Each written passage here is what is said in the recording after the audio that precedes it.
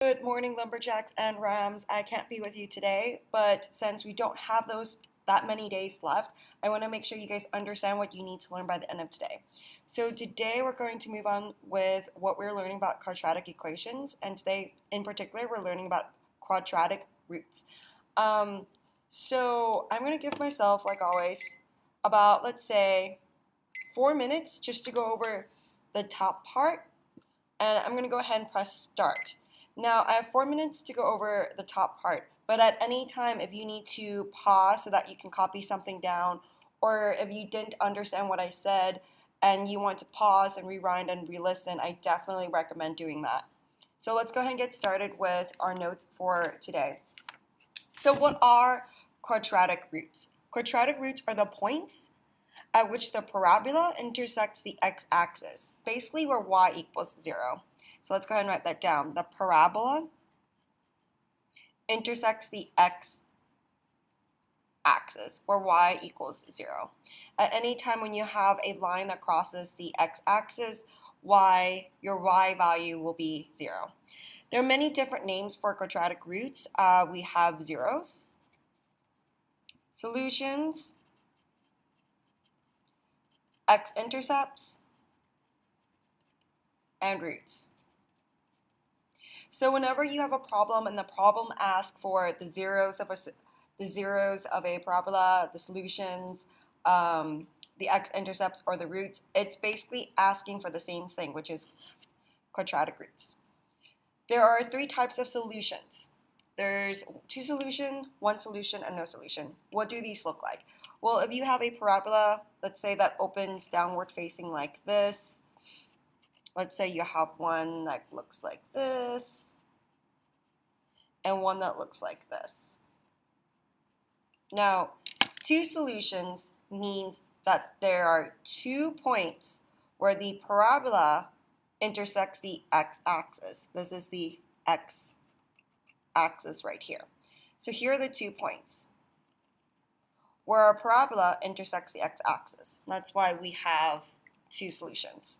As you can guess, over here, our parabola intersects or touches the x-axis at only 1 point. And over here, there's no solution because our parabola doesn't touch the x-axis at all. There are 2 ways that we can find roots from a graph using your calculator. The first way, we're going to graph the function. You're going to look at the table. You're going to move it around and find where y equals 0. I prefer this method. It's pretty much simple. There's a second method. You can click second, trace, click on 0, move left to right bound of each root. Remember, the root is where it touches the x-axis. This is 1 root, this is 2 root, this is 1 root, and there's no roots here. And that can also help you find your 0 or your solution. All right. I have 1 minute left. I'm going to go ahead and pause this. I'm going to give myself 5 minutes.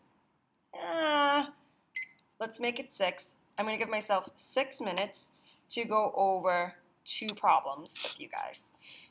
I'm going to go over, let's make sure, I'm going to go over all 3 problems with you guys. So first, second, and third. By this part, you should know pretty much how to do it on your own. And today's actually going to be really easy, guys.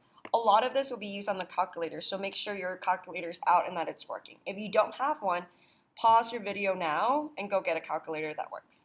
Okay, 6 minutes, timer begins. So here's my formula. I have negative x squared plus 2x minus 3. This tells me that it's a quadratic formula. It's my standard form.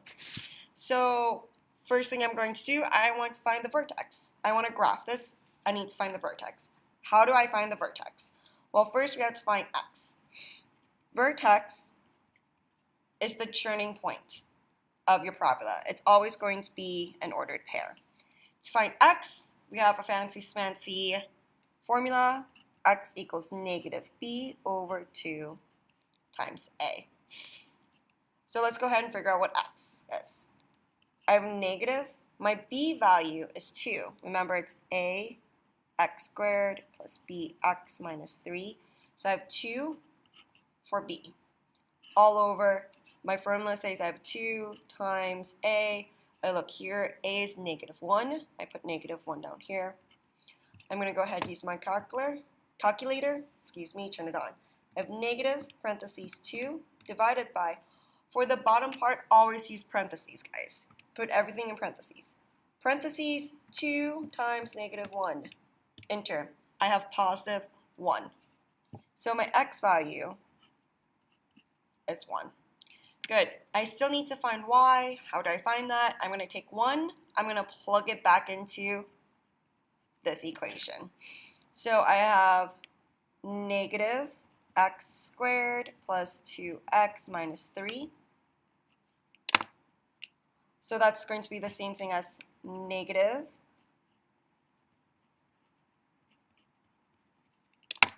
where x is, I'm going to substitute it with 1. Let me move this down for you guys a little bit.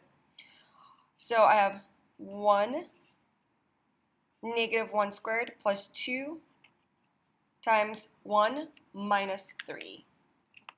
You don't need to do that. All you have to do is take your calculator. We're going to input all this together.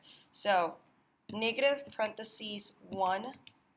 You can press the squared button, or you can do caret 2 plus 2 parentheses 1 minus 3, enter. I get -2.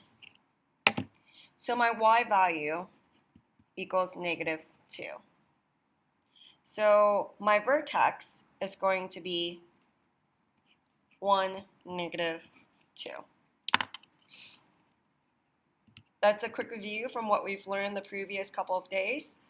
So I know I'm going to use a red one, or my red marker, to show where 1, -2 is. I'm going to go over 1, down 2, 1, -2. I have a negative a, which means it's going to be downward facing. So this is going to be my maximum. If you know it's going to be your maximum and that's the highest point, do you guys think that it's going to cross the x-axis if this is the highest point? Let's see. Click y equals, I'm going to clear everything, negative x squared plus 2x minus 3. I'm going to click graph. Let's see if you guys are right. Here's my maximum. Since a is negative, it's downward facing. If this is my maximum, it does not cross the x-axis. So how many solutions are there? There should be no solution. Here's how you can check. Method number 1, you're going to click second, look at your table. You have to find where y equals 0, so I'm going to look over here. I'm going to move up and it gets getting bigger, but I don't see where y is going to give me 0. I'm going to move down this way. I have -3, -2, -6, negative, all these negative numbers. Again, I don't see where y equals 0. So I'm going to move back. I'm going to find my vertex, which is 1, 1, -2. And I'm going to fill in my table over here. So let's see, I have -3, that's -18, -2, -11. Just filling this out in my table over here. -1, -6, 0, -3, 1, -2, 2, -3, 3, -6. Let's go ahead and graph this. I'm going to go back to my graph. It has to look something like this. So if I go to -3, I don't have -18, so I can't go down. -2, -11, there's nothing there. -1, I go all the way down to -6. At 0, when x is 0, y is -3. 1, -2, I've got that. 2 goes to -3. And 3 goes to 6, -6. Here's my parabola. Well, that should have hit the line right there. This is my vertex. This is 1, -2. It's my maximum. And I have no solution because there's no root that crosses the x-axis. All right, well, that was 6 minutes over one problem. I'm going to go ahead and go over the second problem with you guys, and then the third. I'm going to go a little bit faster, so make sure that you guys pause this to copy this down or review this if you need me to repeat a concept. So I'm going to see if I can do